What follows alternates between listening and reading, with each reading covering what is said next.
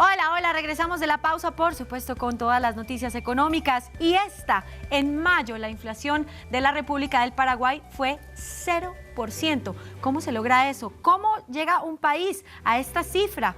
El Banco Central reveló que el índice acumulado en lo que va del año quedó en un 2,5%, pero la inflación en Paraguay para el mes de mayo fue de un 0%, inferior al 0,2% que alcanzó en el mismo mes de 2022. Eso lo reveló el banco emisor. De esta forma, la inflación acumulada en lo que va del año quedó en un 2,5% frente al 5,4% que marcó el costo de vida en el mismo periodo del año pasado, según un informe del Banco Central del Paraguay. Además, la inflación interanual mayo 2022, mayo 2023, trepó hasta un 5,1%, que es una tasa muy inferior al 11,4% registrado en mayo del año pasado. Ese resultado es mayor al 5,3% de abril pasado. Pero ¿quién mejor que Manuel Ferreira, exministro de Hacienda de la República del Paraguay, para que nos cuente cómo se da este fenómeno? Señor exministro, le doy una cordial bienvenida a estas pantallas. ¿Cómo se encuentra? Muy bien, un gusto, Estefanía. Igualmente, exministro, quiero preguntarle, porque si uno está sentado en el televisor de cualquier rincón de Latinoamérica y dice Paraguay llegó a una inflación del 0%. ¿Cómo se logra esta cifra? Bueno, creo que se fueron acomodando un montón de datos que venían generando problemas. Creo que no es una situación única de Paraguay el hecho de que hayan subido los precios de alimentos y los precios también de combustibles, que ha sido, digamos, la base de todo lo que ocurrió a nivel inflacionario a nivel mundial. En Paraguay ocurrió exactamente lo mismo y esto se ha ido ajustando a lo largo del tiempo con una política muy agresiva de control de cantidad de dinero por parte del Banco Central, que ha pasado a subir la tasa de un 0,75 que estaba en momentos de la pandemia a 8,5% la tasa de referencia en un periodo de más o menos 9 meses. Esa tasa se ha mantenido durante un periodo bastante largo de tiempo y hoy empezamos a ver ya un impacto de esa tasa que ha sido significativo, bastante significativo, dado que nuestra inflación en su pico a nivel interanual alcanzó 11,8 y hoy estamos con una inflación de 5,1, mucho más razonable y ya dentro del rango que busca el Banco Central. El rango que busca el Banco Central en Paraguay oscila entre 2 y 6% con una inflación meta del 4% que ya se puede ver en el horizonte seguramente para el cierre de este año. Claro que sí, le propongo en este momento, tenemos un gráfico comparativo de los índices inflacionarios de todos los países de América Latina, para que podamos analizar cómo Paraguay llega a este fenómeno y, por supuesto, qué está pasando en nuestros países. Aquí tenemos a México, a Colombia, a Ecuador, a Perú.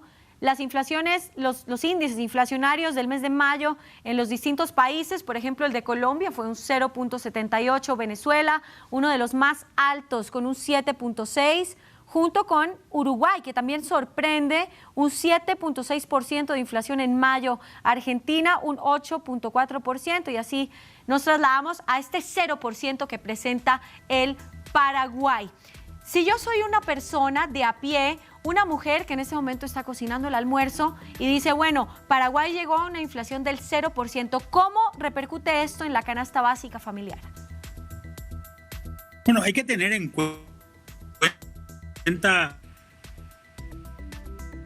que implica no que las cosas estén baratas, creo que esta es una aclaración que siempre ayuda, sino que han dejado de subir. Y creo que esa es la diferencia. Esto no quiere decir que la canasta familiar esté más barata que lo que estaba anteriormente o que las cosas estén baratas. En realidad, nosotros en Paraguay, y creo que es una realidad también en América Latina, hemos tenido un retraso en el poder adquisitivo de la gente. La inflación acumulada en los últimos 2 años es de más o menos 20%. En Paraguay hay muchísima gente empleada en pymes, con lo cual tenemos un impacto también en el poder adquisitivo de la gente que se tiene que ir trasladando a medida que los ingresos nominales vayan subiendo. Y hemos tenido un impacto durante la pandemia. Paraguay es un país con mucho impacto también del sector agropecuario, que el año pasado ha tenido un mal año, este año ha tenido una recuperación importante, pero todo eso suma más o menos en la cadena alrededor de un 42% de la economía del país, y es la otra economía la que tiene que empezar a recuperarse, y tiene que empezar a recuperarse fundamentalmente a partir del impacto del comercio, a partir del impacto de los servicios y también a partir del impacto del sector de la construcción, que son los que más influyen en esa economía urbana. Por tanto, creo que todavía se nota poco en la canasta familiar, pero sí ya hay una tranquilidad por el lado monetario, y esa tranquilidad por el lado monetario habla de una política eficiente que seguramente se va a empezar a trasladar a menores tasas de interés en los próximos meses, y esas menores tasas de interés también van a ayudar a una reactivación importante del sector urbano paraguayo. Señor exministro, ¿usted cree que esta repercusión en la economía se debe al triunfo en las urnas del señor Santiago Peña como presidente? Bueno, creo que en Paraguay estábamos bastante tranquilos en términos de los resultados electorales. Dos grupos que pelearon las elecciones con tendencias muy parecidas.